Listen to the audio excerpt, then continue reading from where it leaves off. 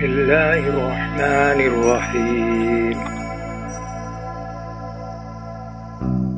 Ini juga Bapak Ibu sekalian masalah orang yang haid, orang yang nifas, orang yang junub masuk masjid. Maka jumhur ulama mengatakan tak boleh masuk masjid sama sekali. Tapi sebagian ulama mengatakan kalau dia masuk untuk satu hajat, umpamanya begini. Nah, di situ rumah, di sini rumah jalan tidak ada, kecuali dalam masjid terpaksa dia lewat. Nah, kalau Bapak Ibu lihat di Jakarta banyak begitu, perumahan semua ada jalan, orang lagi lawan dalam masjid. Gimana itu hukumnya? Maka di sini Bapak Ibu sekalian jumhur ulama tetap mengatakan lewat duduk berdiam diri dalam masjid tak boleh. Nah, kemudian ada yang mengecualikan, termasuk Syafi'iyah, kecuali hanya sekedar lewat. Nah, maka di sini kalau bekerja sekedar membersih, dia lewat untuk membersihkan saja, setelah itu dia keluar.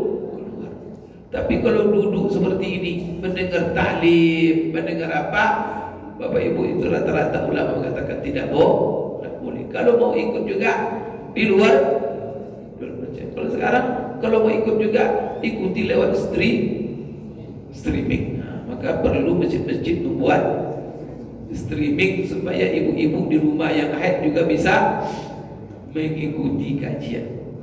Maka ini penting ya, supaya karena kalau masuk nanti dia ke masjid tidak bisa, dan dia pada orang, karena kan jemaah ini kan ada yang memang hobi belajar, kepingin belajar, tapi ada yang tidak hobi, tidak peduli belajar. Maka yang belajar ini kita berikan dia perlu fasilitas. Salah satunya perlu masjid buat streaming. Misalnya streaming untuk apa? Jemaah. Maka dari masjid-masjid yang lain ada streaming. Maka walaupun mereka tak hadir, kadang berjumpa di jalan, Ustaz saya tetap mengikuti pengajian Ustaz tiap pagi katanya. Tapi lewat stream, nanti diberikan kepada seluruh jemaah apa nanti alamat Facebooknya, supaya mereka bisa mengikuti, karena akan termasuk menyebarkan kebaikan. Ya Bu ya. Jadi begitu. Tidak boleh dia masuk kalau lama-lama. Tapi kalau hanya sekedar hajat lewat saja. Tapi kalau duduk di situ, ada yang Bapak Ibu sekalian seperti mazhab Maliki, yang tapi sebagian ulama yang memudahkan dalam hal ini, yaitu apa? Kalau untuk kepentingan hajat seperti mengajar apa, dia dibolehkan, tapi dengan catatan katanya, dia pelihara jangan sampai darahnya. Ada yang seperti itu. Tapi Bapak Ibu kena hadis-hadis tentang itu, ayat-ayat tentang itu. Kalau seandainya ustazah tadi tidak harus dalam masjid, maka dia di luar masjid dia mengajar. Apalagi sekarang kan ada stasiun masjid. Sekarang maka masjid itu perlu ada tempat-tempat yang mana orang haid datang, tapi mereka bisa berkegiatan. Maka masjid itu perlu. Di zaman Rasulullah juga begitu. Di zaman Rasulullah ada tempat-tempat orang yang haid.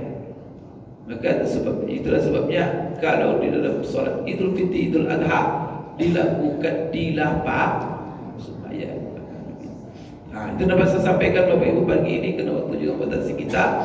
Aku lupa lihada wa astaghfirullah li wa lakum, subhanakallahumma rabbana wa bihamdika asyhadu an la ilaha illa anta astaghfiruka wa atubu ilaik. Assalamualaikum warahmatullahi wabarakatuh.